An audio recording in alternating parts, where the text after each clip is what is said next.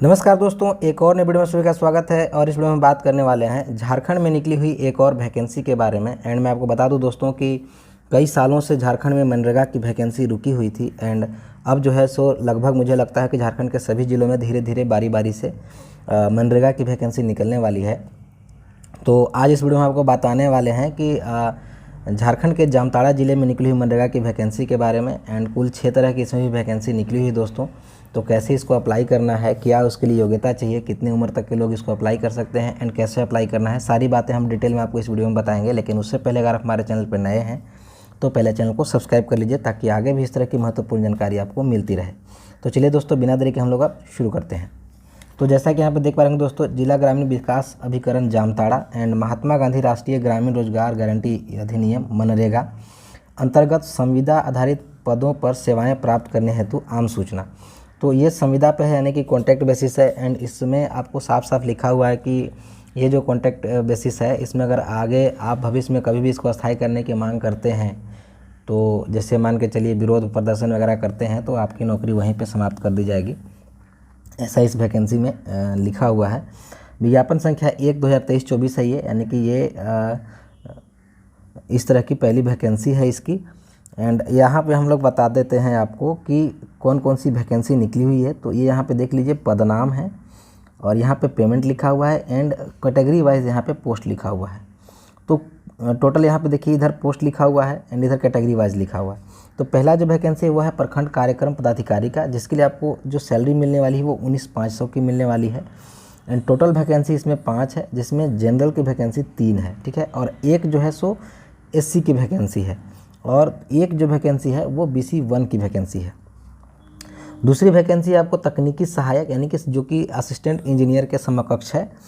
तो उसकी जो वैकेंसी है उसके लिए जो सैलरी है वो आपको 19,234 रुपये, मतलब कुल मिला के चलिए 19 19 हज़ार के आसपास ये भी है। इसमें टोटल 4 वैकेंसी है, जिसमें एक जनरल के लिए है, 2 है वो ST के लिए है और एक जो है वो SC के लिए है, ठीक है।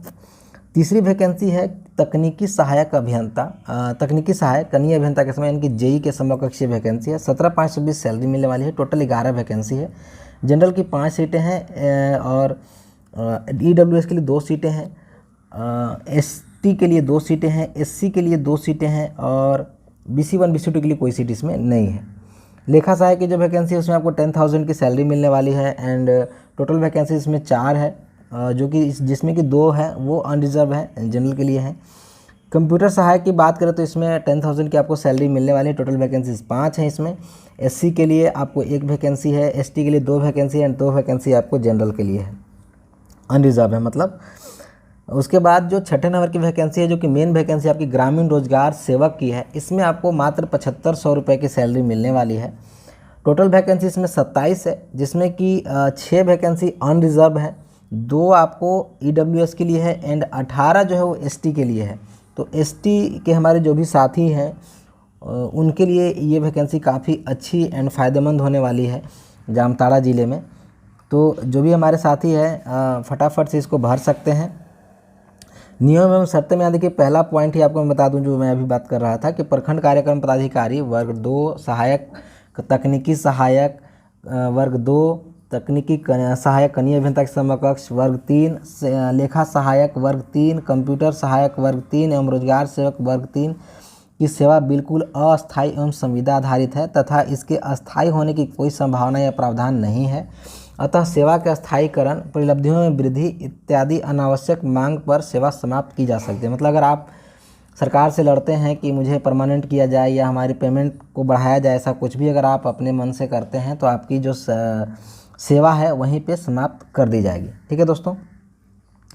और ये जो आपका कॉन्ट्रैक्ट है वो यहाँ पे देख लीजिए कि 2 वर्षों के लिए होने वाला है, ठीक है। अब आगे हम लोग बात कर लेते हैं क्वालिफिकेशन की। तो यहाँ पे देख लीजिए, जो प्रखंड कार्यक्रम पदाधिकारी है इसके लिए आपको क्या क्वालिफिकेशन चाहिए। तो सरकारी मान्यता प्राप्त विश्वविद्यालय संस्थान से किसी भी संकाय एवं विषय में स्नातक प्रतिष्ठा, ग्रेजुएशन ऑनर्स होना चाहिए आपके पास 55% नंबर के साथ। अगर नहीं है तो आपका PG होना चाहिए।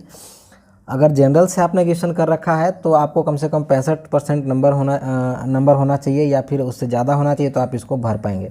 अगर आपने PG किया हुआ है किसी भी फील्ड से तो कोई इशू नहीं है, आपके पास PG की डिग्री होनी चाहिए, आप इसको भर सकते हैं। उसके अलावा कुछ अतिरिक्त योग्यता की मांग की है, लेकिन जो अनिवार्य योग्यता है हम लोग उसी के बारे में बात करेंगे। अतिरिक्त तो बहुत सारी होती हैं, तो वो आप देख लीजिएगा, आपके पास है तो आप लगा दीजिएगा, अदरवाइज़ ज़रूरत नहीं है उसकी। लगाइएगा तो मतलब फ़ायदा ही होगा, नुकसान नहीं है दोस्तों उससे। नेक्स्ट है आपका शैक्षणिक योग्यता जो है तकनीकी सहायक के लिए, जो कि सहायक अभियंता के समकक्ष है, यानी कि असिस्टेंट इंजीनियर के समकक्ष है। तो इसके लिए आपको बी या बीटेक की डिग्री होनी चाहिए सिविल में, तो आप इसको भर पाएंगे। नेक्स्ट हम लोग बात करें शैक्षणिक योग्यता जो कि जेई के समकक्ष है तकनीकी सहायक के लिए, तो इसमें आपको सरकारी मान्यता प्राप्त संस्थान से सिविल संकाय में डिप्लोमा, अगर आपने डिप्लोमा किया हुआ है सिविल से तो भी आप इसको भर पाएंगे। अदरवाइज़ अगर आप बी बीटेक रखते हैं तो भी आप इसको भर सकते हैं, कोई इशू नहीं है। एंड नेक्स्ट आपका इधर अतिरिक्त योग्यता है, वो आप देख लीजिएगा, आपके पास है तो लगा दीजिएगा। अगला आपका है लेखा सहायक के लिए, तो इसमें अनिवार्य योग्यता क्या चाहिए, तो आपके पास बीकॉम होना चाहिए जनरल या ऑनर्स से, मतलब ऑनर्स से है तो बेटर है, लेकिन अगर आपने पीजी किया हुआ है तो कोई इशू नहीं है, आप भर सकते हैं, किसी भी क्षेत्र से हैं। नहीं तो आपको 55% नंबर के साथ बीकॉम ऑनर्स होना चाहिए। अगर आपने जनरल से बीकॉम किया हुआ है तो आपका कम से कम 60% नंबर होना चाहिए, तो ही आप इसको भर पाएंगे। ठीक है दोस्तों, क्योंकि आपको 5% नंबर घटा के लिया जाएगा, तो 55 से तो ऊपर आना चाहिए आपका। ठीक है, इससे अगर रिलेटेड आपको कुछ डाउट होता है तो आप कमेंट बॉक्स में मुझसे पूछ लीजिएगा, मैं आपको क्लियर कर दूंगा। उसके अलावा अतिरिक्त योग्यता है। फिर आपका नेक्स्ट आपका कंप्यूटर सहायक के लिए जो वैकेंसी है उसके लिए क्या चाहिए, तो सरकारी मान्यता प्राप्त विश्वविद्यालय संस्थान से बीएससी कंप्यूटर ऑनर्स आपने कर रखा है तो आप भर पाएंगे, बीएससी कंप्यूटर सामान्य कर रखा है तो भी आप भर पाएंगे, बीसीए कर रखा है तो भी आप भर पाएंगे। सामान्य स्नातक उत्तीर्ण के पश्चात पीजीडीसीए अगर किया हुआ है आपने, जैसे मान लीजिए ग्रेजुएशन किया हुआ है आपने, उसके बाद अगर आपने पीजीडीसीए कर लिया है तो भी आप इसको भर पाएंगे।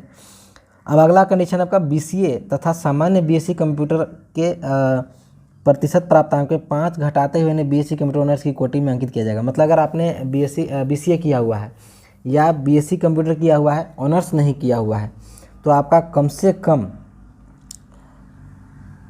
और यहाँ पे देखिए कोई मतलब ये नहीं दिया हुआ है कि मतलब इतना प्रतिशत होना चाहिए, अब ये होना चाहिए, लेकिन आपका उसमें क्या है कि अगर आपने जनरल से किया हुआ है या फिर बीसीए किया हुआ है तो उसमें 5% नंबर आपका घटा करके इसमें जोड़ा जाएगा। वैसे सामान्य स्नातक जिन्होंने तत्पश्चात पीजीडीसीए किया हुआ हो वे के सामान्य स्नातक के प्रतिशत प्राप्तांक में 10 घटाकर बीएससी कंप्यूटर ऑनर्स की कोटि में अंकित किया जाएगा।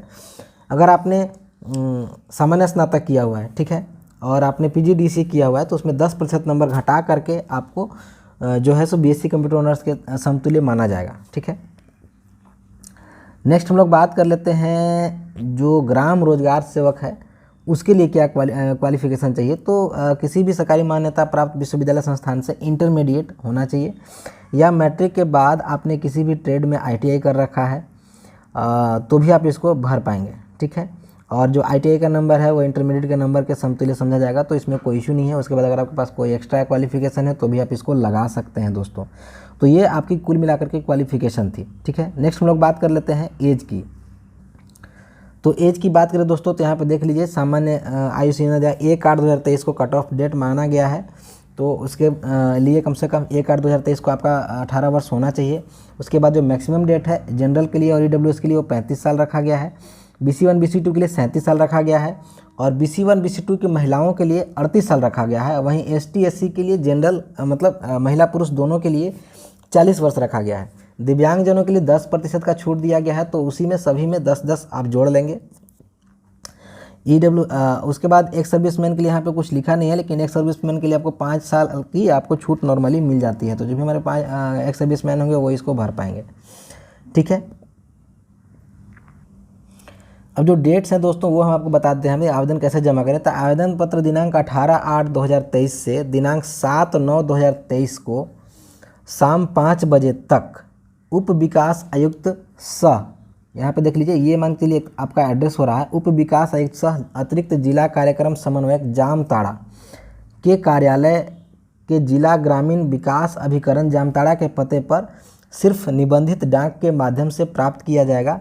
किसी अन्य माध्यम से प्राप्त समर्पित निर्धारित अवधि के पश्चात प्राप्त आवेदन पर विचार नहीं किया जाएगा। ठीक है दोस्तों, तो कहने का मतलब है कि आपका ये जो एड्रेस है यहाँ पे देख लीजिए कि उप विकास आयुक्त सह अतिरिक्त जिला कार्यक्रम समन्वयक जामताड़ा के, ठीक है, के कार्यालय जिला ग्रामीण विकास अभिकरण जामताड़ा के पते पर, मतलब यहाँ तक आपका कुल मिलाकर के पता हो गया, और इसको आपको रजिस्ट्री या स्पीड पोस्ट के माध्यम से भेजना है। साधारण डाक से गलती से भी मत भेजिएगा, और 7 तारीख के पहले तक आपको भेज देना है। तो आपके पास ज़्यादा समय नहीं है, जितना जल्दी करेंगे उतना बढ़िया है। नेक्स्ट आप यहाँ पे देख लीजिए, आवेदन हेतु लिफाफे के ऊपर आवेदित पद का नाम बड़े अक्षरों में अंकित करना आवश्यक होगा। और नियुक्ति संबंध ये जो आपका PDF है वो आपको जामताड़ा.nic के वेबसाइट पे आपको सारी डिटेल्स मिल जाएगी।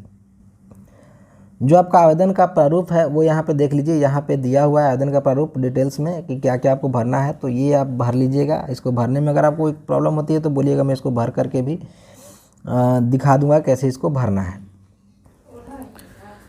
अब बहुत से लोगों के मन में ये सवाल आ रहा होगा दोस्तों कि अगर हम एक से अधिक पद के लिए एलिजिबल हैं तो क्या एक से अधिक पद के लिए फॉर्म भर सकते हैं। तो हाँ दोस्तों, अगर आप एक से अधिक पद के लिए एलिजिबल हैं तो आप एक से अधिक पद के लिए भी फॉर्म भर सकते हैं, लेकिन उसके लिए आपको सभी वैकेंसीज़ के लिए अलग अलग एप्लीकेशन देना होगा। ठीक है, यहाँ पे देख लीजिए, एक अभ्यर्थी एक से अधिक पदों के लिए अपनी योग्यता अनुसार आवेदन पत्र समर्पित कर सकेंगे, परंतु अलग अलग पद के लिए अलग अलग आवेदन समर्पित करना अनिवार्य होगा। उसके बाद आपको एक और चीज़ जो इसमें बहुत ही महत्वपूर्ण है वो यहाँ पे देख लीजिए कि उपरोक्त पदों के लिए अभ्यर्थियों के द्वारा किसी एक जिला में आवेदन दिया जा सकेगा तथा उसे आवेदन के साथ यह शपथ पत्र देना अनिवार्य होगा कि झारखंड राज्य के किसी अन्य जिला में इस पद विशेष हेतु आवेदन समर्पित नहीं किया गया है। यदि उनका यह शपथ पत्र कभी भी गलत पाया गया तो उनकी नियुक्ति स्वतः रद्द समझी जाएगी और उनके विरुद्ध आवश्यक कानूनी कार्रवाई की जाएगी। मतलब आपको सिर्फ किसी झारखंड के एक ज़िला में ही इस वैकेंसी के लिए अप्लाई करना है। अगर आप एक से अधिक ज़िला में करते हैं तो प्रॉब्लम हो सकती है, क्योंकि यहाँ पे आपको सीधे सीधे बोला जा रहा है कि एफिडेविट मतलब आपसे आपका जो डिक्लेरेशन है वो मांगा जा रहा है, शपथ पत्र मांगा जा रहा है। तो कुल मिलाकर के यही थी जानकारी दोस्तों इस वैकेंसी के बारे में। एंड इससे रिलेटेड अगर आपको कोई भी डाउट होता है तो आप कमेंट करके मुझसे पूछ सकते हैं। एंड कोशिश कीजिए कि जितना जल्दी हो सके आप इसको भर दीजिए, ज़्यादा समय आपके पास है नहीं। एंड कैसी लगी वीडियो कमेंट करके जरूर बताइएगा। वीडियो अच्छी लगे तो लाइक एंड शेयर कर दीजिएगा, चैनल को सब्सक्राइब कर दीजिएगा। थैंक यू, जय हिंद।